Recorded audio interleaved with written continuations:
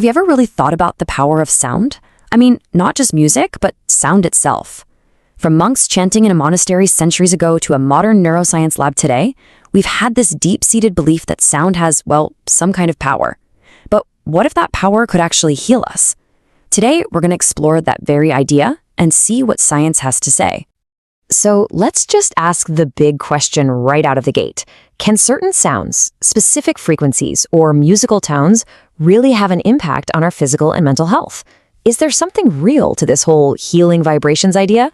For thousands of years, cultures all over the world have answered with a resounding yes.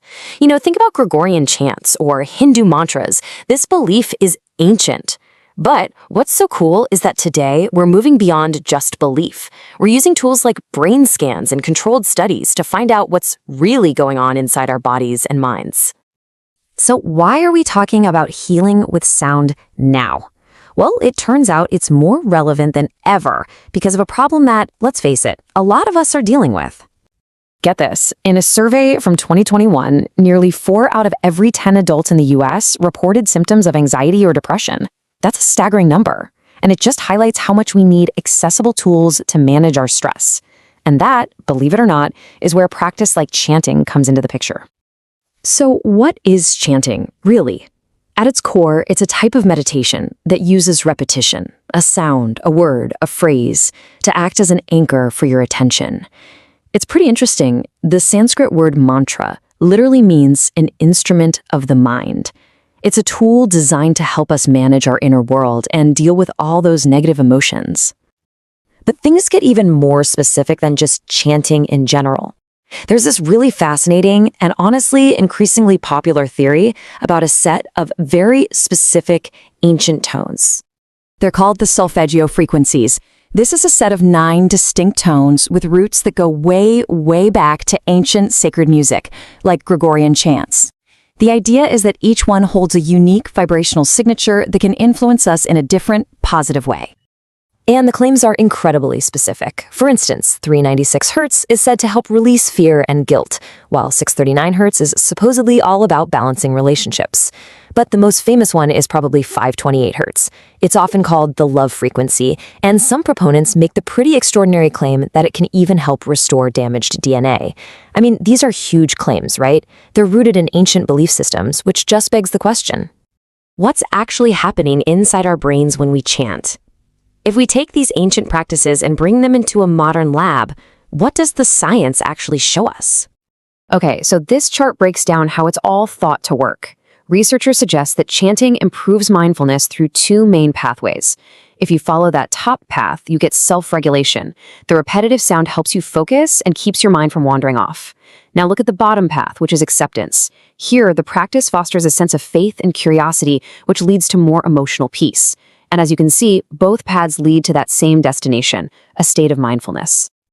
And when scientists actually look at brain activity, they find something really specific. Chanting seems to increase what are known as delta waves. In simple terms, it boosts the brain's slowest waves, the very same ones that are associated with deep restorative rest. Now, this is where it gets super fascinating. This effect is totally different from other types of mindfulness meditation. While a lot of silent meditation styles actually decrease those delta waves and increase alpha waves, which are linked to that feeling of relaxed wakefulness, chanting does the exact opposite. It dials up the delta. We're still exploring the exact reason for this unique signature, but it suggests chanting is tapping into a different, maybe even deeper state of relaxation. A unique effect on brainwaves is one thing, but how does that translate to how people actually feel? Well, to answer that, let's look at a concrete experiment that used Tibetan singing bowls. So researchers gathered 62 men and women and had them lie down for a 1-hour meditation session. All they did was listen to the complex, resonant sounds of Tibetan singing bowls. And of course, the researchers measured everyone's mood, tension, and well-being before and after the session. The results for tension were, well, they were striking. Just look at this chart. The average tension score plummeted from 1.26 before the session all the way down to just 0.14 afterward. That's a massive and statistically significant drop. And it wasn't just tension. The study found that people also reported feeling significantly less anger, fatigue, and anxiety. Even their depressed moods saw a reduction. The positive impact was remarkably broad. But here's one of the most compelling findings from the whole thing. The people who experienced the greatest reduction in tension were the novices, the ones who had never tried this kind of meditation before. This suggests you don't need any prior experience to feel a really profound effect. And the benefits weren't just psychological. The study also found a significant reduction in reported physical pain, and this effect was particularly strong for participants between the ages of 40 and 59.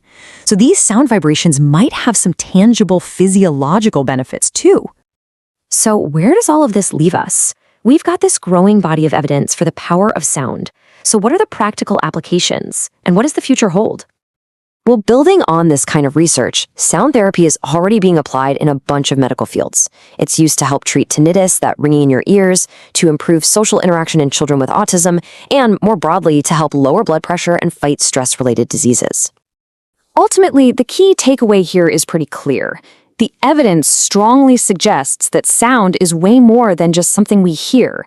It appears to have a real, measurable, and often profound impact on both our minds and our bodies.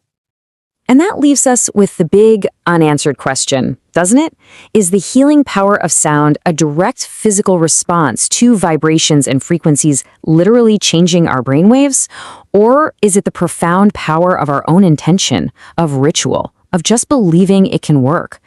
The truth is, it's probably a combination of both, a fascinating intersection where ancient wisdom and modern science are finally starting to meet.